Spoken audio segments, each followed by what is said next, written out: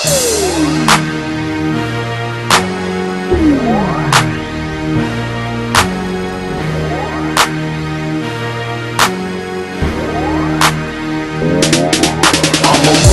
slave, runaway slave.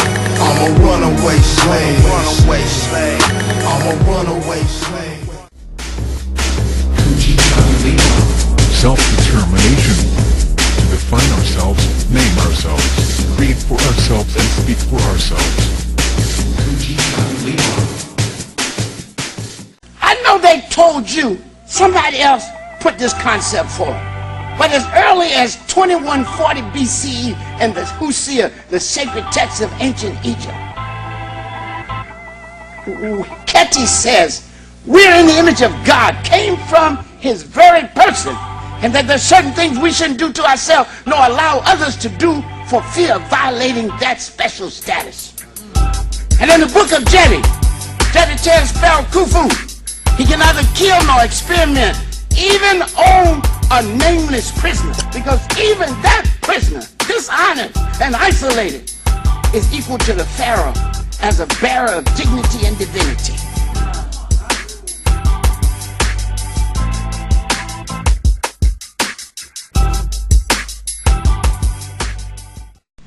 White supremacy just means a system set up by white people who believe that the entire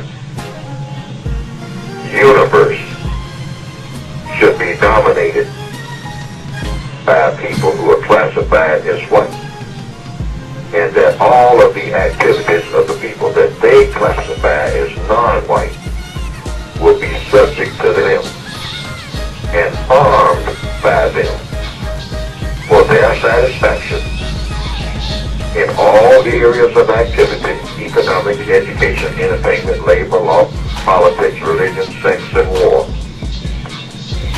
Forever. That's what white supremacy is. It's the most powerful political concept ever thought of.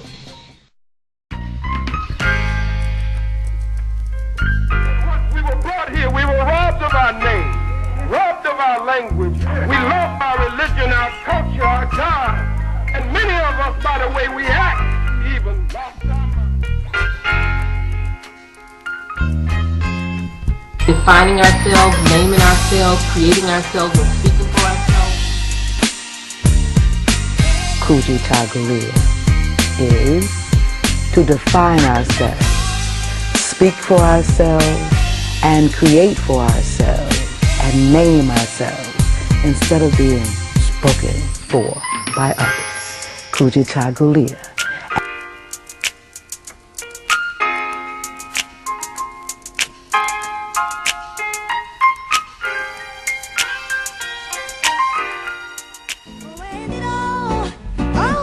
Declare our rank on this earth to be a man, to be a human being, to be respected as a human being, to be given the rights of a human being in this society, on this earth, in this day, which we intend to bring into existence by any means necessary. We're the elders of humanity. Only maybe 10, 20,000, 40,000 years later, somebody else shows up. Now, in that thousands of year history, do we really think so small of ourselves that God never said one thing worth mentioning again to us, and when he finally spoke to us, he had an enslaver to do it?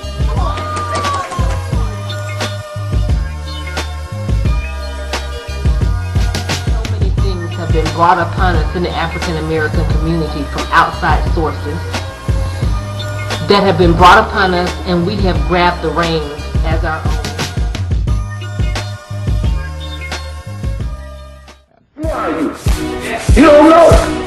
Don't tell me Negro, that's nothing. What were you before the white man named you a Negro? And where were you? And what did you have? What was yours? What language did you speak then? What was your name? It couldn't have been Smith or Jones or Butch or Powell. That wasn't your name.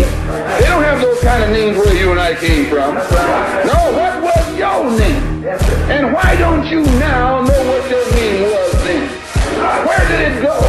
Where Where did you lose it? Who took it? And how did he take it? What tongue did you speak? How did the man take your tongue? Where is your history? How did the man wipe out your history? How did the man, what did the man do to make you as dumb as you are right now?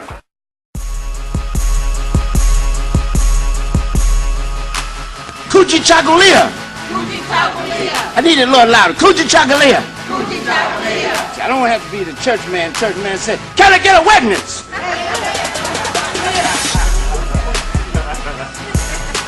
Kujichagulia, self-determination. Stay with me, black people. Just a little long as the spirit moves me. Now listen.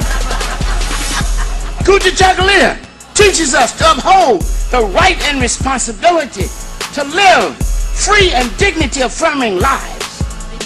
Do you understand that? We have a right to live a free and dignity-affirming life, and we support that right for everybody else. That's right. See?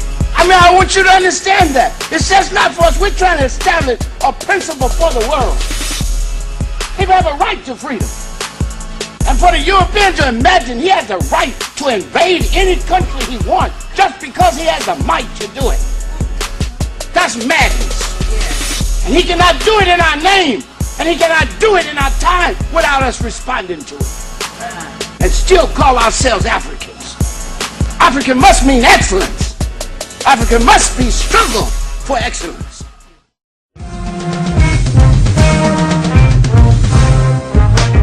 want to be free. I want you to be free. I want us to be a self-governing people, not having to ask the white man or anybody for anything. All normal, healthy human beings want to be self-governing and self-determining. I want to have a black power. I want to have a black government. When I say black power, I'm talking about black freedom. I'm talking about big lip freedom. I'm talking about broad nose freedom. I'm talking about nappy hair freedom. I'm talking about boom box on your shoulder freedom. I'm talking about black freedom, freedom on our own terms. I'm saying that we don't have to act like nobody else in order to be free. Look around you, black child. Your creation is everywhere. Though painted, distorted, given new names, they bear your prints just the same. So sharpen your eyes, tune your ear, so you know what you see, understand what you hear. You were the first to write, the first to read. Humanity sprang from your black seed. For 110,000 years, you were here alone. And then the Caucasian man was born. Behind the ice, inside the cold, a chill set in this new man's soul. Other minds have been credited with the things they learned from you. Newton, Pythagoras, Kepler, and Galileo too. Sharpen your eyes, tune your ear, so you'll know what you see, understand what you hear. You made the serpent the symbol of the healing arts, and African justice was goddess Mot, who weighed herself against the African soul, truth and justice blindfold. The George Washington Monument is yours too, a copy of the African Tekanu, the symbol of the black world's powers of creation, the black man's penis in divine procreation. The king of southern Egypt wore the white crown. Keep listening and you catch your mouth when you learn that the central government in Egypt was known as the White House. Sharpen your eyes, tune your ear, so you know what you see, understand what you hear. Your god Osiris was restored to life long before Buddha, long before Christ. And today what you call the Madonna and Child is but the first black family worshipped along the Nile. And when you feel the Spirit, the Holy Ghost, you should know it started at Abydos, where god Osiris's body was laid, the Holy Land, where Africans prayed. Minute by minute, hour by hour, as you lose your history, you lose your power. So sharpen your eyes, tune your ear, so you know what you see, understand what you hear.